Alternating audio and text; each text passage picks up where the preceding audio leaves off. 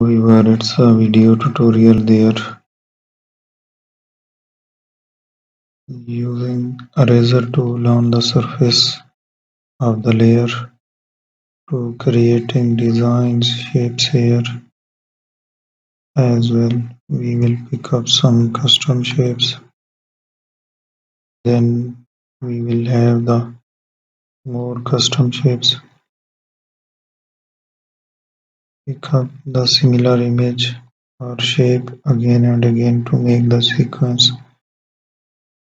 So we will generate the similar shapes here so that we can get a specific arrangement as well, and then further apply there. So that's it. Thank you for watching.